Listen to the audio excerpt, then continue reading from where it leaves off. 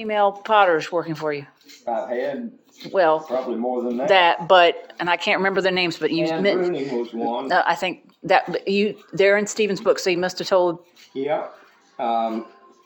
She was a student of mine, and she's on the West Coast, I think, now. Okay. But she was one that, and I have maybe a couple of pieces that she Okay, that was going to somewhere. be the next question. Do Yeah. you have any of her here or home? No, they would be at home. She made bowls and mugs and things like that. Not a large, different, things, but and I don't know whether Faye Baker's listed in that book or not, but she's the one that did the print of Jack Manus and I firing the groundhog kiln. She did a silkscreen? No, it is a print.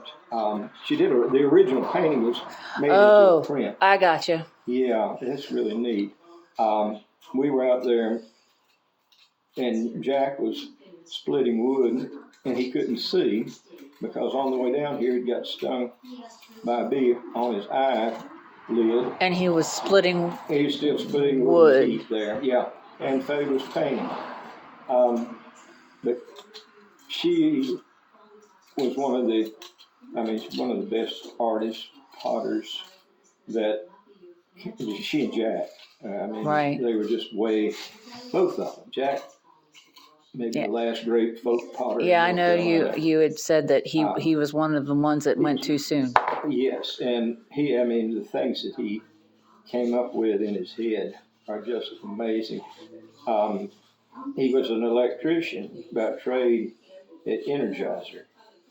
And Louis Ragsdale, another one of my students that did a lot of really great work, was also the electrician. One of them worked days and one of them worked nights, and they'd come in and swear the other one screwed up the whole Energizer plant. So when they threw for you, did they have oak? Did they use your stamp? Had just like I've got a stamp over in the drawer there, Archie Teague's. So. Oh wow! Really? Yeah. Oh, cool! Can I see it? Sure. He used. You want me to go look? No, I'll get it. Okay. That he used. So but they used Oakland and then. Well, yeah, I would stamp it to Oakland and then stamp the. Okay. And Jack had one, J.T. Manus. And it's just like they're down at North Cole Pottery right now. There's one of my stamps, Armfield, that when I made pottery there. But here. There's the pipe. There you go. Oh, check it out. Yes, that's one. And Archie had another one too. I had one here, and he had one at his house. Check it out. Yeah, I had that made. That's awesome. Mm-hmm. So it's interesting. Whoa. Don't knock things over. He, Pull in a pottery shop. He was just, Jack was, and Archie and Yvonne too. Yvonne had a stamp of her own. Right. And Archie has one, if it goes back to the old H&T pottery, he used a stamp there. And I found a piece last week of that on the internet for virtually nothing. Yeah, you and the finding of the. Are you gonna bid on that piece? No.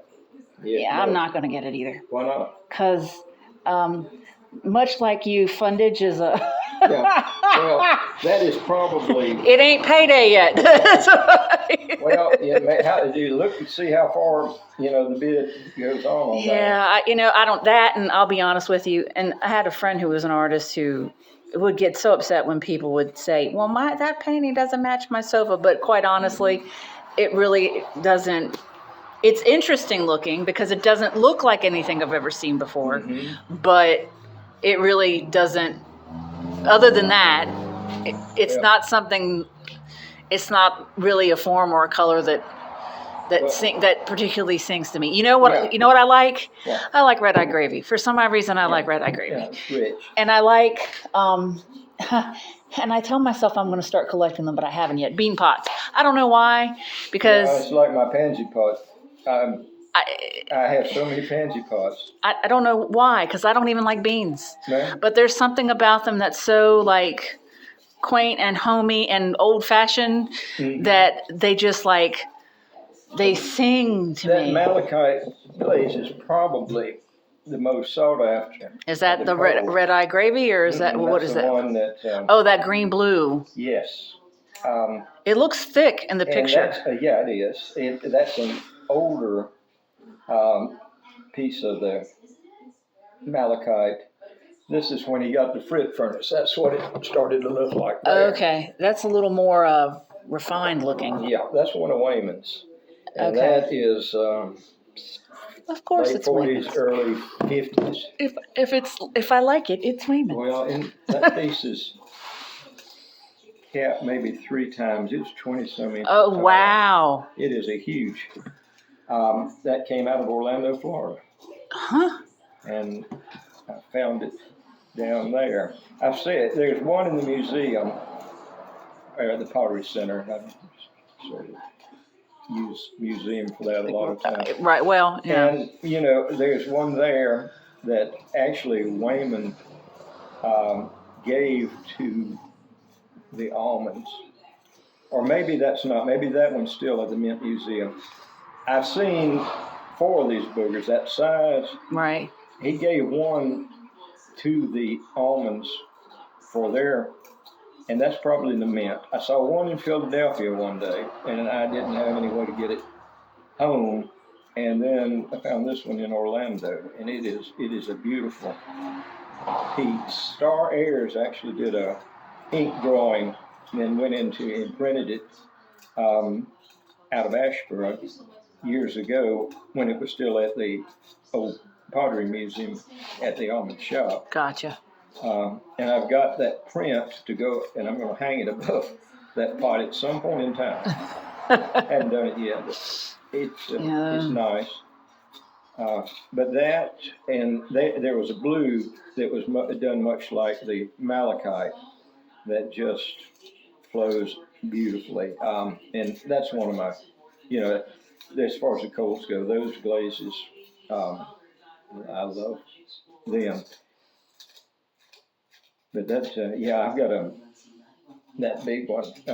And that was, to have it shipped from Orlando was scary, but it got here nicely. And I've got a few of Waymon's larger pieces.